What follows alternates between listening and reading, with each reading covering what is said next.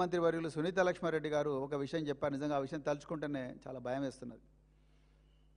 ఆ బాధితురాలు పురుషులు ఎవరు దగ్గరికి పోయినా, డాక్టర్లు ముఖ్యంగా ఎవరు దగ్గరికి పోయినా కూడా వాళ్ళంటేనే భయపడుతున్నది అన్న ఒక మాట వారు చెప్పడం జరిగింది. నిజానికి ఈ భారత ప్రభుత్వం 2012లో పోక్సో యాక్ట్ తీసుకొచ్చినప్పుడు కూడా ఇప్పుడున్న ఎన్డీఏ గవర్నమెంటు పోక్సో యాక్ట్కు మరణశిక్ష విధించింది. సెక్షన్ 6 హ్యాజ్ డెత్ పెనాల్టీ, మరణశిక్ష విధించింది. కారణం ఏందయ్యా అంటే ఈ పోక్సో అనే నేరం మామూలు నేరం కాదు.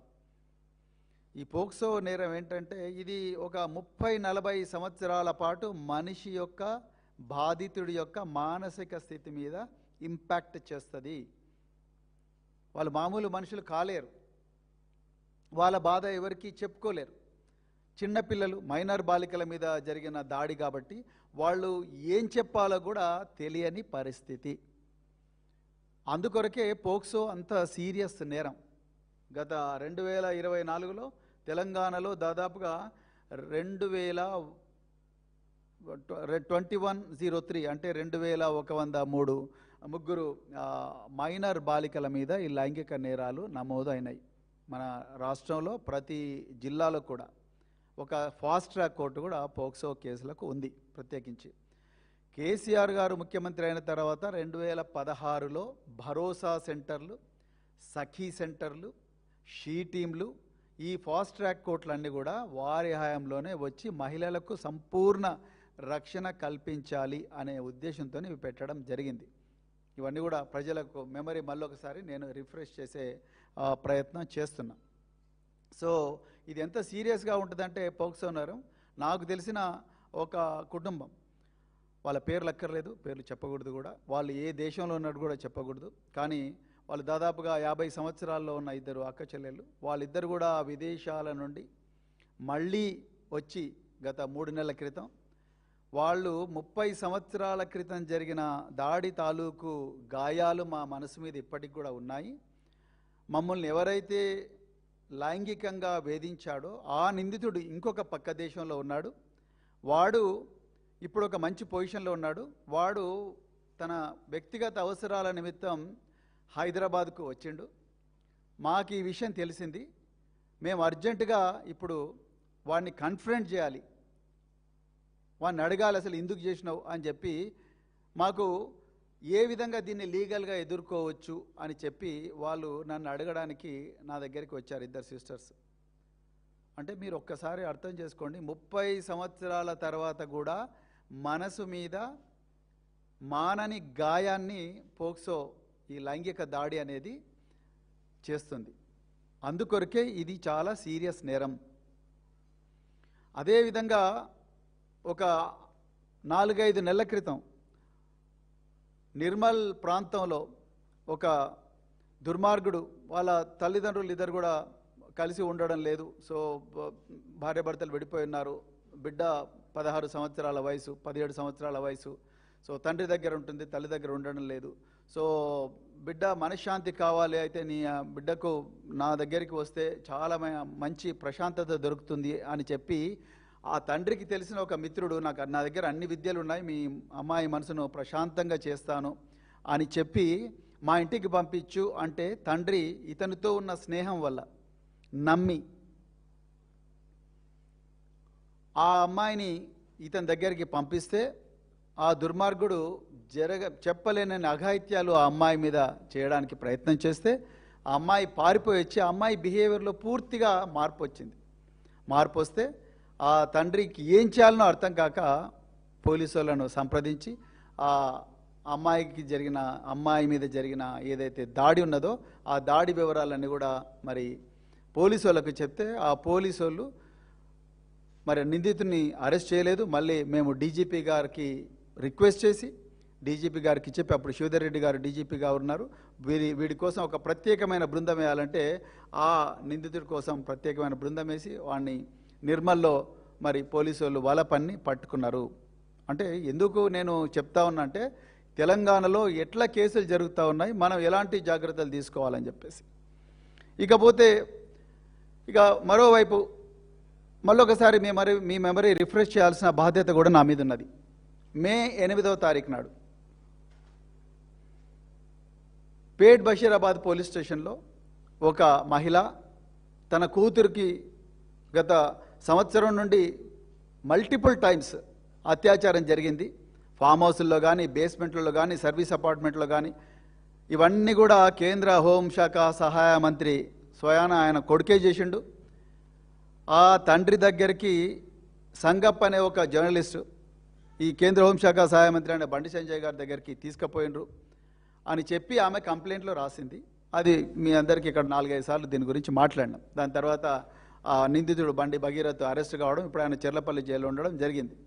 అయితే నిజానికి దీనికి మే 8వ తారీఖు నాడు ఇవాళ జూన్ 12వ తారీఖు.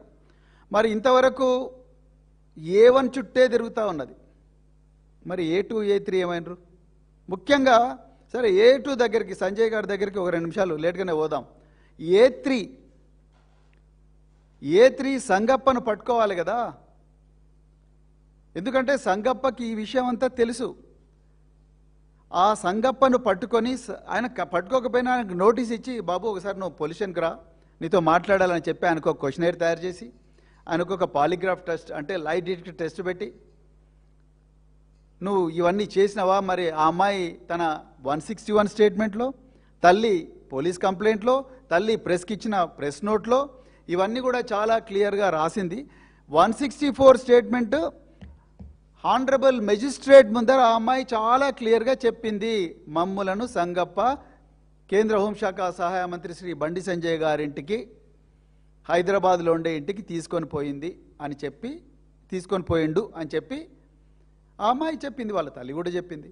ఇంకా ఇంతకన్నా విలువైన సాక్ష్యము ఏం కావాలి, విలువైన ఆధారం ఏం కావాలి?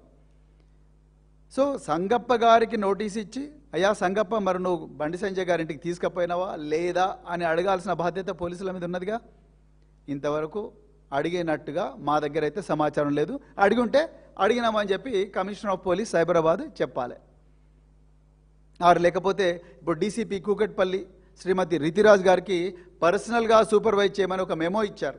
మిగతా అన్ని కేసులనేమో సిట్ వేస్తున్నారు. ఈ పోక్సో కేసులో మాత్రం ఇప్పటి వరకు కూడా సిట్ వేయకుండా మీరు DCP Kukatpally personally monitor the investigation అని చెప్పి ఆ పేట్ బషీరాబాద్ ఇన్స్పెక్టర్ మీదనే వదిలేసిండ్రు ఇవన్నీ కూడా. సో సంగప్ప గారిని విచారించిన తర్వాత నెక్స్ట్ చేయాల్సిన పని ఏమిటి? బండి సంజయ్ గారిని అడగాలి. అయ్యా బండి సంజయ్ గారు, మీ దగ్గరికి అమ్మాయి తల్లి, వాళ్ళ నాన్నగారు, సంగప్ప నలుగురు వచ్చి మీరు కూర్చున్నారా లేదా? మీరు మళ్ళీ ఆ అమ్మాయిని ప్రత్యేకంగా లోపలికి తీసుకుపోయి ఆ అమ్మాయిని బెదిరించిండ్రా లేదా? వాళ్ళ కాల్ డీటెయిల్స్ అవన్నీ తీసుకొని చూడాలి. మరి బండి సంజయ్ గారిని కూడా విచారించినట్టుగా తెలవడం లేదు. అంటే నిజంగా విచారించుంటే తెలుస్తుంది. మరి కేంద్ర మంత్రికి చిన్న వాళ్ళకే నోటీస్, ట్యాపింగ్ కేసులో అయితే రన్నింగ్ కామెంటరీ పెట్టిండు కదా 300 రోజులు. మరి దీంట్లో సంజయ్ గారికి కూడా నోటీస్ ఇచ్చుంటే మరి అది తెలవాలి కదా. సంజయ్ గారిని కూడా ఇంతవరకు విచారించలేదు. అందుకొరకే ఆయన బాజాప్తా జూన్ 9వ తారీఖు నాడు హైదరాబాద్కి వచ్చిండు. వచ్చి ఆయన అంటున్నాడు, నేను హైదరాబాద్లో పాలు తాగినందుకు నాకు జ్వరం వచ్చింది అంటున్నాడు. అయ్యా సంజయ్ గారు, మీరు మీ కుమారుడు ఈ వ్యవహారం చేసినందుకు, ఈ పోక్సోలో మీ కుమారుడు మరి చేసిన నేరానికి ఆయన్ను 9 రోజులు మీరు కాపాడిన వ్యవహారానికి తెలంగాణ పిల్లలందరికీ జ్వరం వచ్చింది. మీకు హైదరాబాద్లో పాలు తాగి జ్వరం వచ్చిందో లేదో మాకు తెలియదు, కానీ ఆ వ్యవహారం మే 8వ తారీఖు నుంచి మే 16 లొంగుబాటు అరెస్టు డ్రామా ఉంది చూసినరా. ఆ లొంగుబాటు అరెస్టు డ్రామా వరకు జరిగిన ఏదైతే హై వోల్టేజ్ డ్రామా ఏదైతే ఉందో దానివల్ల తెలంగాణ ప్రజలందరికీ కూడా జ్వరం వచ్చింది. సో దీన్ని దయచేసి ప్రజలందరూ కూడా గుర్తించాలి. సో ఇక్కడ విషయం ఏంటంటే, కొంతమంది బీజేపీ నాయకులు ఏమాత్రం కూడా ఇక వాళ్ళకు ఆ రోజు ఎవరు మాట్లాడలేదు, కాంగ్రెస్ వాళ్ళు మాట్లాడలేదు, బీజేపీ వాళ్ళు మాట్లాడలేదు. ఇలా ఖమ్మంలో జరిగిన ఇన్సిడెంట్ మీద మీరేం మాట్లాడతారు? పోలీసు వాళ్ళు బాజాప్తా అరెస్ట్ చేసినారు. అరెస్ట్ చేసిన తర్వాత బాధితురాలని వెంటనే పరామర్శించడానికి మా మాజీ మంత్రులు ఇద్దరు కూడా అక్కడికి పోయి బాధ్యతాయుతమైన ఒక రాజకీయ పార్టీ ఏ విధంగా బిహేవ్ చేస్తుందో ఆ విధంగా మా అగ్రనాయకత్వం చేసింది. కానీ ఇవాళ నేను అడుగుతా ఉన్నా, ఒక్కటే అడుగుతున్నా, మీరు జాగ్రత్తగా గమనించండి మీడియా మిత్రులారా, తెలంగాణ ప్రజలారా. ఈరోజు రాష్ట్రంలో మహిళా శిశు సంక్షేమ శాఖ మంత్రి ఎవరు? సీతక్క గారు. రాష్ట్రంలో హోంశాఖ మంత్రి ఎవరు? రేవంత్ రెడ్డి గారు. రాష్ట్రంలో ముఖ్యమంత్రి ఎవరు? రేవంత్ రెడ్డి గారు. నిజానికి ఆనాడు బాధితురాలతో మాట్లాడాల్సింది ఎవరు? హోంశాఖ మంత్రి గారు, లేకపోతే మహిళా శిశు సంక్షేమ శాఖ మంత్రి. ఎందుకంటే వీళ్ళంతా పిల్లలు, మైనర్ బాలికలు are equivalent to children. So వాళ్ళు మాట్లాడలేదు. మరి సీతక్క గారు, మరి ఆమె రావాలి కదా నిన్న హాస్పిటల్కు, రాలేదు. రేవంత్ రెడ్డి గారు రావాలి కదా, రాలేదు. ఆయన ఎంతసేపు ఇక మీనాక్షి నటరాజను పాపం ఒక మహిళ నమ్ముకొని, కాంగ్రెస్ వాళ్ళు నమ్ముకొని తెలంగాణకు వచ్చింది. వస్తే పాపం ఆమెకే వెన్నుపోటు పొడిచిన వ్యవహారం. అంటే మహిళలంటే కొంచెం కూడా బర్దాష్ చేయలేని వ్యక్తులు ఇలా అధికారిక పొజిషన్లలో ఉన్నారు. ఇక వీళ్ళు కాంగ్రెస్ బీజేపీ వాళ్ళు, బీజేపీలో మీరే ఇన్ఫర్మేషన్ ఇచ్చిందంటారు, కాంగ్రెస్ వాళ్ళేమో మీరే మమ్మల్ని అన్యాయం చేసినారు అంటున్నారు ఎలక్షన్ కమిషన్ అడ్డం పెట్టుకొని. మీ అందరికీ తెలియకుండానే మూడో వ్యక్తి రాజ్యసభ సభ్యుడవుతాడా? రాజ్యసభ సభ్యుడిగా నామినేషన్ ఇస్తాడా? మీరు ఇక్కడ నుంచి ఇన్ఫర్మేషన్ ఇస్తున్నారన్న విషయం తెలియకపోతే. సో ఇవన్నీ వ్యవహారాల తలమునకలైన ఈ వెనుపోటు పొడిచే వ్యవహారాల మహిళలను రాజ్యసభ సభ్యులు కాకుండా కుట్రలు పన్నే వ్యవహారంలో తలమునకలైన మరి ముఖ్యమంత్రి గారు, ఆయన ఈ రాష్ట్రంలో మైనర్ బాలికల గురించి ఆలోచిస్తారా? మరి సీతక్క గారు అంటేనే మీరందరూ కూడా, మనమందరం కూడా రీల్స్ బాగా చేస్తారు అని అంటారు. మరి నేను రిక్వెస్ట్ చేస్తున్న, చేతులు జోడించే సీతక్క గారు, మీరు మహిళా శిశు సంక్షేమ శాఖ మంత్రి, మైనర్ బాలికల అంశం గురించి కూడా ఒక రీల్ చేయండి మేడం, ఒక రీల్ చేయండి. మైనర్ బాలికలు ఏ విధంగా తమను తాము రక్షించుకోవాలి అన్న విషయం మీద ఒక రీల్ చేయండి కదా. అంతే తప్ప ప్రజల గొంతుకగా నిలిచిన బీఆర్ఎస్ పార్టీని, ప్రజల ధన మాన ప్రాణాలకు ఎదురొడ్డి, వాటి కోసం ఎదురొడ్డి పోరాడుతున్న బీఆర్ఎస్ పార్టీ మీద ప్రతిరోజు కూడా కామెంట్లు చేసుకుంటూ కూర్చుంటే ఏమొస్తుంది కాంగ్రెస్ వాళ్ళకు, బీజేపీ వాళ్ళకు? ఒక్కసారి తెలంగాణ ప్రజలందరూ కూడా ఆలోచించాలి. ఇక రెండవ అంశము, ఇది టెక్నికల్ అంశం, చాలా సున్నితమైన అంశం. దయచేసి నేను ఒకవేళ ఏమైనా తప్పు మాడితే క్షమించాలి. మొట్టమొదట ఇది చాలా ఇంపార్టెంట్. ఇది రాజకీయాలకు అతీతంగా చెప్తున్నా, ఇది ఎవరికైనా వర్తిస్తుంది. ఒక తండ్రిగా, ఒక మాజీ పోలీస్ అధికారిగా, అదేవిధంగా ఒక పౌరుడిగా. ఈ పోక్సో కేసులు నేరం జరిగిన తర్వాత వాటి పరిశోధించడం ఎంత ఇంపార్టెంటో, నేరం జరగక ముందు కూడా వాటిని ఆపడం కూడా అంతే ఇంపార్టెంట్. ఇది నా రిక్వెస్ట్ తల్లిదండ్రులకు బీఆర్ఎస్ పార్టీ తరఫున. అదేవిధంగా యంగ్ అడల్ట్స్కు, అంటే జంజీ అంటున్నాం కదా ఇప్పుడు మనం, ఆ యంగ్ అడల్ట్స్, తర్వాత 12 సంవత్సరాలు దాటిన బిడ్డలు ఎవరైతే ఉన్నారో, 12, 11, 10 ఆ వయసులో ఉన్న బిడ్డలు, వాళ్ళ తల్లిదండ్రులకు, అదేవిధంగా ఆ బిడ్డలకు మా ప్రత్యేకమైన రిక్వెస్ట్ బీఆర్ఎస్ పార్టీ తరఫున. మొట్టమొదట 99% పాక్సో కేసుల్లో నేరస్తులు ఎవరంటే బాధితులకు తెలిసిన వాళ్ళే. అంటే వాళ్ళు మామయ్యల రూపంలో రావచ్చు, ఆంటీల రూపంలో రావచ్చు, లేకపోతే పక్కింటి అంకుల్ రూపంలో రావచ్చు, లేకపోతే దూరపు బంధువుల రూపంలో రావచ్చు, లేకపోతే ఇంకా ట్యూటర్ల రూపంలో రావచ్చు, లేకపోతే గేమ్స్లో కోచ్ల రూపంలో రావచ్చు, లేకపోతే నైబర్స్ పక్కన ఇరుపురు వాళ్ళ రూపంలో రావచ్చు, లేకపోతే మత గురువుల రూపంలో కూడా రావచ్చు. అట్లనే అందరినీ చెడ్డోళ్ళని అంటలేను, కానీ ఒక కన్నేసి ఉంచాలి. పిల్లలను దయచేసి ఒంటరిగా వదలకండి. This is very very important. ఎప్పుడు కూడా వదలకండి. నేను చెప్పాను, ఒక్కసారి దాడి జరిగితే 30 సంవత్సరాలు 40 సంవత్సరాలకు కూడా మర్చిపోలేని పరిస్థితి ఉంటుంది. వాళ్ళు సైకలాజికల్ కథమైపోతారు. ఆ పరిస్థితి రాకూడదంటే పిల్లలను, వాళ్ళు ఎవరితో తిరుగుతున్నారు, వాళ్ళ దగ్గరికి ఎవరెవరు వస్తున్నారు అనేది ఒక కన్నేసి ఉంచాలి. ఈ దొంగలు ఎవరైతే, దుర్మార్గులు, ఈ కామాంధులు ఎవరైతే ఉన్నారో వాళ్ళు ఎలాంటివి ఎన్నుకుంటారంటే పాఠశాలలో ఒంటరి ప్రదేశాలు, లేకపోతే పార్టీలు జరుగుతుంటే అక్కడ మూలలు, లేకపోతే ట్యూషన్ కేంద్రాలు, లేకపోతే క్రీడా కేంద్రాలు, ఇంకా రకరకాల ప్రాంతాలు ఎక్కడైతే ప్రైవసీ ఉంటుందో ఆ ప్రైవసీ ఉన్న ప్రాంతాల్లోనే వీళ్ళు జనరల్గా ఆపరేట్ చేస్తుంటారు. అదేవిధంగా ఇక దీనికి ఒక టెక్నిక్ ఉంది, ఇది బాగా గుర్తుపెట్టుకోవాలి మీరు తల్లిదండ్రులు, అదేవిధంగా యంగ్ అడల్ట్స్. దీన్నే గ్రూమింగ్ టెక్నిక్ అంటారు. చాలా ఇంపార్టెంట్. ఇది అంతర్జాతీయంగా గుర్తించబడ్డ టెక్నిక్, ఈ గ్రూమింగ్ టెక్నిక్. ఈ నేరస్తులు గ్రూమింగ్ టెక్నిక్ ద్వారా ఈ మైనర్ బాలికలకు కానీ మైనర్ బార్ల దగ్గర అవుతారు. ఏంటి గ్రూమింగ్ టెక్నిక్? గ్రూమింగ్ టెక్నిక్ ఏంటంటే వల్నరబుల్ పిల్లలను గుర్తిస్తారు. వల్నరబుల్ పిల్లలు అంటే ఎవరు? ఇంట్లో ఇద్దరు తల్లి తండ్రి ఉన్నారు, వాళ్ళిద్దరు ఎప్పుడు కొట్లాడుకుంటా ఉన్నారు. తండ్రి లేడు, తల్లి ఉంది, తల్లి లేడు, తండ్రి ఉంది, లేకపోతే సపరేట్ అయిపోయి ఉన్నారు, లేకపోతే ఇద్దరు కూడా ఇంటికి రాగానే మొబైల్ ఫోన్స్, ఆఫీస్ పనులు అవన్నీ చేస్తూ ఉన్నారు. పిల్లలు మమ్మీ డాడీ ఆడుకుందాం, నాకు కథ చెప్పు, అవి చెప్పు, ఇవి చెప్పు అంటే నాకు ఏదైనా వంట చేసి ఇవ్వవా మమ్మీ, లేకపోతే నాకు హోంవర్క్లో హెల్ప్ చేయమంటే నాకు ఇదంతా కాదు, నాకు మనసు మమత సీరియల్ ఇంపార్టెంట్, లేకపోతే డాక్టర్ బాబు సీరియల్ ఇంపార్టెంట్, లేకపోతే ఇంకేవో ఇంపార్టెంట్ అని చెప్పి వాళ్ళ ప్రపంచంలో వాళ్ళు తల్లిదండ్రులు ఉంటే ఈ పిల్లలు ప్రేమ కోసం వెంపర్లాడతారు. లేకపోతే తల్లిదండ్రులు కొడతారు పిల్లలు, తండ్రి తాగొస్తాడు, దనదన కొడతాడు. సో మదర్ కాపాడుకుంటే పర్లేదు, మదర్ కాపాడుకోకపోతే వీళ్ళు ఆ రక్షణను ఇంకో దగ్గర నుంచి ఎక్స్పెక్ట్ చేస్తారు. ఆ ఇంకొక దగ్గర నుంచి ఎక్స్పెక్ట్ చేసే సమయంలోనే వల్నరబిలిటీ మొదలవుతుంది. సో మొట్టమొదట టార్గెట్ని సెలెక్ట్ చేసుకుంటారు, ఎవరు? Vulnerable children. రెండవది, ఈ పిల్లల మీద నమ్మకాన్ని సంపాదిస్తారు. ఎవరు? ఈ నేరస్తులు. నమ్మకం ఎట్లొస్తుంది అంటే, సో నేను నీ అంకుల్ లాంటి వాడిని, నేను నీ అన్న లాంటి వాడిని, లేకపోతే నేను దూరపు అంకుల్ని, మీ డాడీ నాకు చాలా క్లోజ్, మీ డాడీ ఇబ్బందులు ఉన్నప్పుడు నేను కాపాడలేదా, మమ్మీ ఇబ్బందులు ఉన్నప్పుడు నేను కాపాడలేదా, మీ డాడీకి మమ్మీకి ఏమైనా ప్రాబ్లం అయితే కూడా నేను ఇస్తా ఉన్నా, మీకు ఏమైనా పోలీస్ కేసులు అయితే కూడా నేను రక్షిస్తా, అవి ఇవిగా రకరకాల మాటలు చెప్పి పిల్లలను చాలా కేర్ఫుల్గా దగ్గరవి వాళ్ళకు ఒక సంబోధించే వ్యవహారంలో మార్పు వస్తుంది. ఇక మూడవది, అవసరాలు తీర్చడం.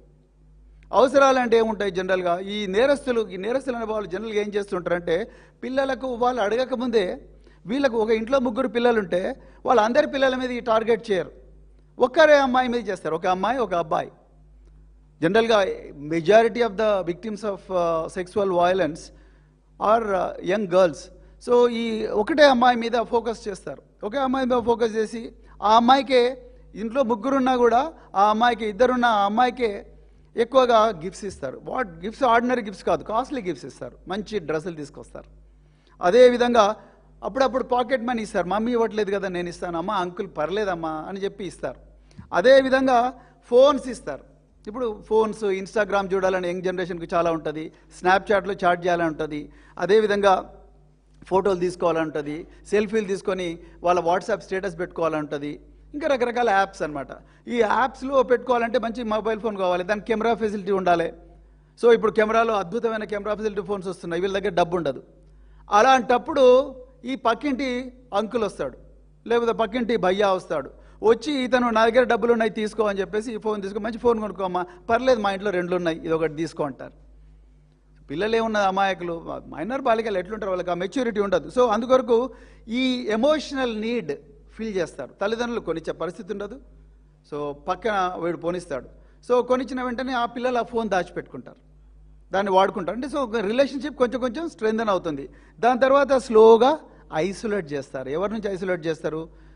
సిబ్లింగ్స్ నుంచి ఐసోలేట్ చేస్తారు. ఇంట్లో 2 పిల్లలు ఉంటే ఆ అమ్మాయిని స్లోగా వీళ్ళ వైపు ఎమోషనల్గా బ్లాక్మెయిల్ చేస్తారు. చేసి స్లోగా తల్లిదండ్రులకు వ్యతిరేకంగా మాట్లాడడం మొదలెడతారు. మాట్లాడి, చూడు నేను ఇంత చేస్తున్నా, నాలాగా మీ మమ్మీ డాడీ చూస్తున్నారా నేను అని చెప్పి స్లోగా పిల్లలను తల్లిదండ్రులకు వ్యతిరేకంగా ట్రైన్ చేస్తారు. అదేవిధంగా దాని తర్వాత స్లోగా అప్పుడప్పుడు తాకరాని చోట తాకుతారు. అది యాక్సిడెంటల్గానే కనిపిస్తుంది, కానీ ప్లాన్ ప్రకారం చేసే వ్యవహారం అది. యాక్సిడెంటల్గా ఉంటుంది కానీ సో ఆ అమ్మాయికి అర్థమైపోతుంది, కానీ ఇది ఈయన యాక్సిడెంటల్గా చేసినట్టు ఉంటుంది. అది స్లోగా హద్దులు దాటి ప్రవర్తించడం మొదలవుతుంది. దాని తర్వాత నెక్స్ట్ చివరిగా ఏం చేస్తాడంటే, ఈ గ్రూమింగ్ టెక్నిక్లో ఈ విషయాలు దయచేసి ఎవరికి చెప్పకు, ఇది మన ఇద్దరి మధ్యలో ఉండాలి అంటాడు. అర్థమవుతుందా? సో ఈ విధంగా ఒక 3, 4, 5 దశలలో చాలా కేర్ఫుల్గా అఫెండర్స్ విక్టిమ్స్ను ట్రైన్ చేస్తారు, బ్లాక్మెయిల్ చేస్తారు. బ్లాక్మెయిల్ చేసి వాడిని లోబరుచుకుంటారు. మన తెలుగులో అయితే లోబరుచుకుంటారు అంటారు. సో ఆ విధంగా లోబరుచుకొని వాళ్ళని ఎక్స్ప్లాయిట్ చేస్తారు. ఆ పిల్లలకి ఏమీ తెలియదు. సో మరి తల్లిదండ్రులు ఎట్లా గుర్తుపట్టాలి ఇవన్నీ కూడా? దానికి నా దగ్గర కొన్ని విషయాలు, అంటే టెల్ సైన్స్ ఉన్నాయి, అవి నేను మీకు చెప్పాలనుకుంటున్నా. ఒక వ్యక్తి ఎవరైనా మన ఇళ్లలోకి పిల్లల దగ్గరకు వచ్చి 3 అమ్మాయిలను సమానంగా చూడకుండా ఒకటే అమ్మాయిని చూస్తున్నాడంటే మీ యాంటెన్నా అప్ కావాలి, అంటే మీ ఒళ్ళంతా కళ్ళు పెట్టుకోవాలి, అప్రమత్తంగా ఉండాలి తెలుగులో చెప్పాలంటే. అదేవిధంగా ఈ వ్యక్తి పదే పదే ఆ పిల్లలతో ఒంటరిగా గడపడానికి ప్రయత్నం చేస్తాడు. Never allow your children to stay alone with strangers. ఇద్దరు ఉండండి, కానీ ఒక్కరిని మాత్రం పిల్లలతో ఎప్పుడు దయచేసి పెట్టకండి. వాళ్ళు ఎంత క్లోజ్ అయినా పర్లేదు, బట్ కీడెంచి మేలెంచాలనేది మనం అనుకుంటున్నాం. తర్వాత అదేవిధంగా మీ తల్లిదండ్రులు మిమ్మల్ని అర్థం చేసుకోవట్లేదు, కానీ నేను మాత్రం బాగా అర్థం చేసుకుంటున్నాను మళ్ళీ మళ్ళీ చెప్తున్నాడని మీ అమ్మాయి ఎప్పుడైనా అబ్బాయి కానీ మీతోని ప్రైవేట్గా చెప్తే దయచేసి జాగ్రత్తగా ఉండండి. అదేవిధంగా ఎప్పుడు కూడా కౌగిలింతలు చేస్తూ లేకపోతే ఒళ్ళో కూర్చోబెట్టుకొని, అంటే మనం పిల్లల దగ్గర మన మీద కూర్చోబెట్టుకుంటే ల్యాప్లో కూర్చోబెట్టుకొని ప్రతిసారి కూడా అలా చేస్తున్నాడంటే తల్లిదండ్రులు అలాంటి వ్యక్తుల పట్ల చాలా చాలా అప్రమత్తంగా ఉండాలి. అదేవిధంగా మాట్లాడే భాషలో కూడా చాలా మార్పు వస్తుంది. ఎప్పుడైనా ఈ కామాంధులు ఏం చేస్తారు, పిల్లలతో మాట్లాడుతున్నప్పుడు ఈ రొమాంటిక్ లాంగ్వేజ్ వాడతారు. వాళ్ళ శరీరాల్లో వస్తున్న మార్పులు జనరల్గా ప్యూబర్టీ అయిన తర్వాత బాడీలో చాలా చేంజెస్ వస్తాయి. సో ఈ బాడీలో వస్తున్న చేంజెస్ను ఓపెన్గా కామెంట్ చేస్తూ ఆ లాంగ్వేజ్ను రొమాంటిక్ లాంగ్వేజ్గా వాడితే డెఫినెట్గా ఏదో ఒక రోజు ఆ వ్యక్తి ఈ పిల్లలను ఎక్స్ప్లాయిట్ చేస్తాడు అని చెప్పి మీరందరూ కూడా దయచేసి గుర్తుపెట్టుకోవాలి. అదేవిధంగా ఇప్పుడు సెల్ ఫోన్స్ వచ్చినాయి కాబట్టి మన కొత్త టెక్నిక్, నువ్వు నేను ఇద్దరం కలిసి ఒక సెల్ఫీ తీసుకుందాం కానీ దాన్ని స్టేటస్లో పెట్టకు అంటాడు. జాగ్రత్తగా గుర్తుపెట్టుకోండి. మీ స్నాప్చాట్లో షేర్ చేయొద్దు అంటాడు, ఇన్స్టాలో పెట్టుకోవద్దు, కానీ మనిద్దరమే షేర్ చేసుకుందాం అంటారు. చాలా డేంజరస్ ఈ బిహేవియర్. పిల్లలు ఇవన్నీ మనకు చెప్పాలి. సో పిల్లలు ఎప్పుడైతే వాళ్ళు రియలైజ్ అవుతారు ఈ దాడి జరుగుతుంది అని, వాళ్ళు సడన్గా వాళ్ళ బిహేవియర్లో మార్పు వస్తుంది. తల్లిదండ్రులుగా ఆ బిహేవియర్ను మనం గమనించాలి. ఏ మార్పు వస్తుంది, సడన్గా పిల్లలు ఒంటరిగా ఉండిపోతారు. అంతవరకు కలుపుకోలుగా తిరిగిన పిల్లలందరూ కూడా ఒంటరిగా మారిపోతారు. మూడ్ స్వింగ్స్ వచ్చేస్తాయి సడన్గా. అప్పుడే నవ్వుతారు, అప్పుడే ఏడుస్తారు, అప్పుడే కోపం అవుతారు. సో అదేవిధంగా ఏ వ్యక్తితోనైతే తిరుగుతున్నామో ఆ వ్యక్తికి తాలూకా ఇచ్చిన ఫోను, మనీ, వాటి గురించి తల్లిదండ్రులకు చెప్పడం బంద్ చేస్తారు. గిల్టీ ఫీలింగ్ వచ్చేస్తుంది, లేకపోతే భయం వచ్చేస్తుంది. వాడు ఏం చేస్తాడు, చాలా కేసుల్లో మేము చూసాము, వాడంటే పిచ్చి పిచ్చిగా భయపడిపోతారు పిల్లలు. రాత్రి కళల్లో వస్తారు, పీడ కళల్లో, దాన్ని నైట్ మేర్స్ అంటాం మనం. అదేవిధంగా ఆ పక్క మీదనే బెడ్ మీదనే యూరిన్ పోసుకోవడం, యూరినేట్ చేయడం. సో ఇవన్నీ కూడా భయంతో చేస్తూ ఉంటారు, నిద్రలోనే కలవరిస్తూ ఉంటారు. ఈ బిహేవియర్ వచ్చిందంటే డెఫినెట్గా వాళ్ళు ఎక్కడో దగ్గర ఈ దాడికి గురవుతున్నట్టుగా మనం గమనించాలి.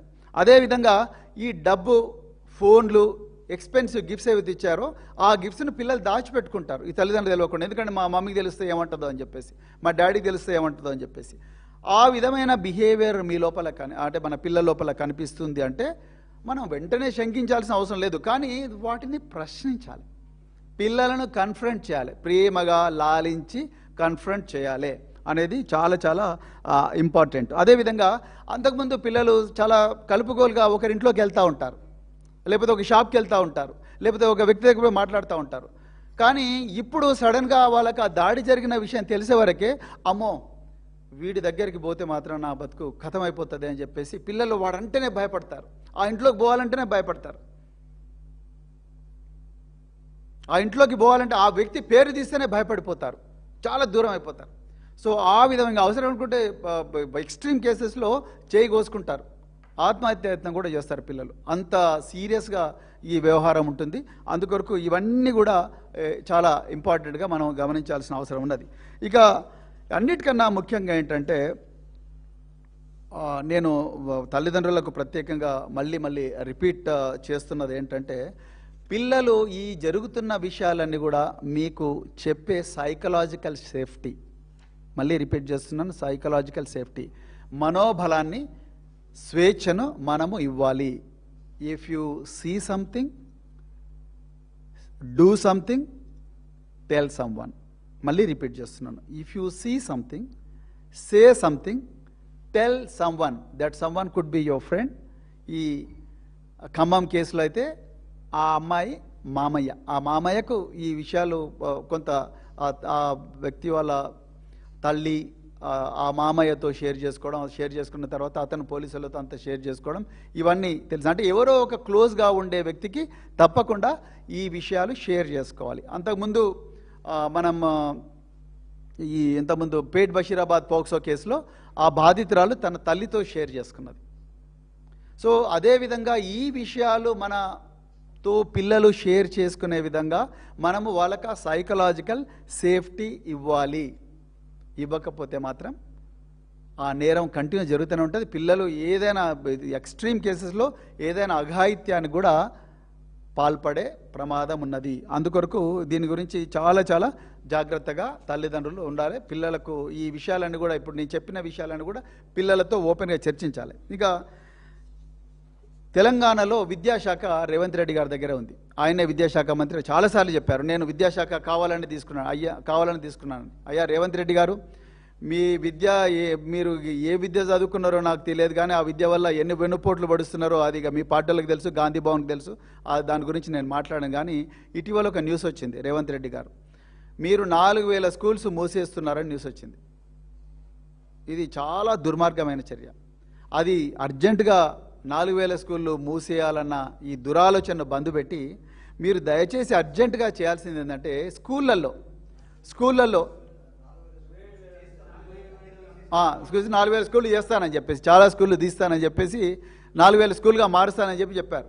సో నా రిక్వెస్ట్ ఏంటంటే, మీకు ఈ స్కూళ్ళు బంద్ చేయడం మానేసి మీరు అర్జెంటుగా మీరు చేయాల్సిందంటే స్కూళ్ళల్లో ఈ పోక్సోకు సంబంధించిన నేరాలకు సంబంధించి కరికులం క్లాస్ 1 నుంచే స్టార్ట్ చేయాలి. క్లాస్ 1 అంటే ఆ టైంకు పిల్లలకు దాదాపుగా 10 సంవత్సరాలు వస్తుంది, 5 సంవత్సరాలు వస్తుంది.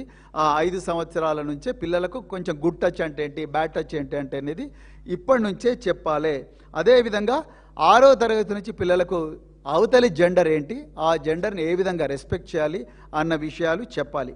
అదేవిధంగా మరి ఈ విషయాలు తెలిసిన వ్యక్తులు ఎవరైతే ప్రేక్షకులుగా మిగిలిపోకుండా, నేను అందుకొరకే బండి భగీరథ్ కేసులో one of the most important accused is, అంటే ఇంపార్టెంట్ సస్పెక్ట్స్ ఈజ్ శ్రీరామ్. ఈ శ్రీరామ్ అనే వ్యక్తి ఈ బండి సాయి భగీరథ్ ఫ్రెండ్స్ నెట్వర్క్లో ఉంటాడు. ఇతను ఈ సాయి భగీరథ్ చెప్తే ఈయన పోయి నిర్మల్లో పోయి వీళ్ళ మీదనే ఉల్టా కేసు పెడతాడు. అది మీ అందరికి కూడా తెలుసు. ఒకసారి నిర్మల్లో కేసు పెట్టడానికి ప్రయత్నం చేస్తారు. అదేవిధంగా మరి కరీంనగర్ 2 టౌన్ పోలీస్ స్టేషన్లో 308 క్లాస్ 5 కింద వీళ్ళ మీదనే ఒక హనీ ట్రాప్ కేసు పెట్టి హనీ ట్రాప్ అనే సర్క్యులేషన్ కూడా తీసుకొచ్చారు. వీటి గురించి బీజేపీలు ఎవరు కూడా మాట్లాడడం లేదు. సో ఈ 3 ఆస్పెక్ట్స్ మన విద్యా వ్యవస్థలో తప్పనిసరిగా ఇది కరికులంలోకి రావాల్సిన అవసరం ఉన్నది. లేకపోతే విద్యార్థులు చిన్న దశలోనే ఇవన్నీ నేర్చుకోవాలి, what is good touch, what is bad touch అనేది. ఇంకా చివరిగా నేను మళ్ళొకసారి మీ అందరి దృష్టికి తీసుకురావాలనుకుంటున్నా. నిజానికి 1098 ఈ విషయం సీతక్క గారికి తెలుసో తెలియదో నాకు తెలియదు, కానీ 1098 అని చైల్డ్ హెల్ప్ లైన్ అని ఒక చైల్డ్ హెల్ప్ లైన్ ఉంది. అదేవిధంగా 181 women help line, 181 1098 child help line. ఈ హెల్ప్ లైన్లకు మీ పిల్లల మీద ఎలాంటి అఘాయిత్యం జరిగినా, లేకపోతే పిల్లలకు ఎలాంటి అనుమానాలు వచ్చినా, నేను చెప్పిన ఈ పక్కలో తెలిసిన ఇరుగు పొరుగు వారు పిల్లల మీద ఏమైనా అఘాయిత్యం చేయడానికి ప్రయత్నం చేసినా ఈ హెల్ప్ లైన్కు తప్పనిసరిగా కాల్ చేయొచ్చు.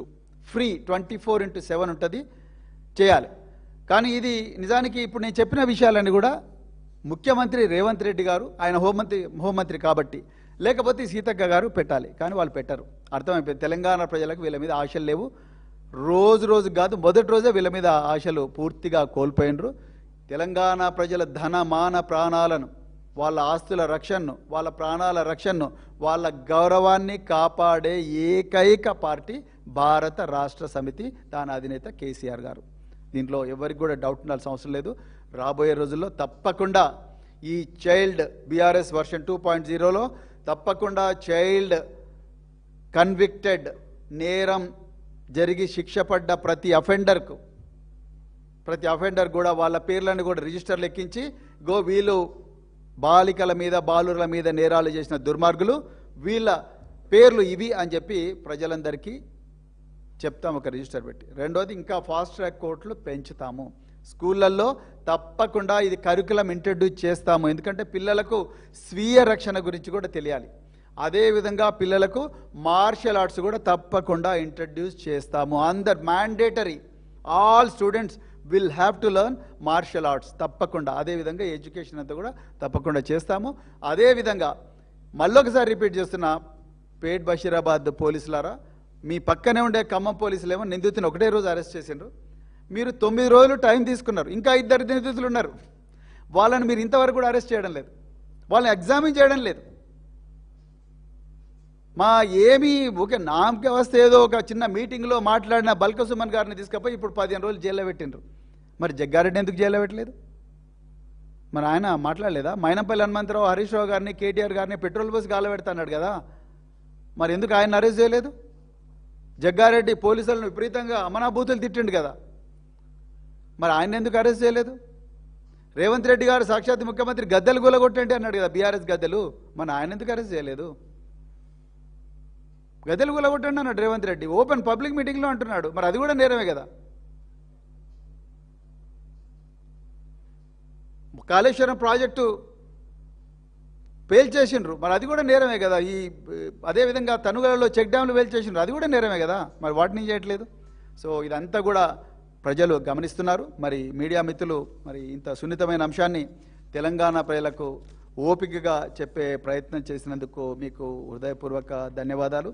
ఈ బాధితులకు న్యాయం జరిగేదాకా బీఆర్ఎస్ పార్టీ తప్పకుండా అలుపెరగని పోరాటం చేస్తూనే ఉంటుంది. మా అందరికీ మార్గదర్శనం చేస్తున్న మరి తెలంగాణలో మహిళల రక్షణకు దేశంలోనే ఆదర్శంగా ఈ తెలంగాణ రాష్ట్రం నిలబెట్టేట్టుగా చేసిన తెలంగాణ తొలి ముఖ్యమంత్రి బీఆర్ఎస్ అధినేత శ్రీ కేసీఆర్ గారికి హృదయపూర్వక ధన్యవాదాలు చెప్తూ మీ అందరికీ కూడా జై తెలంగాణ, జై కేసీఆర్.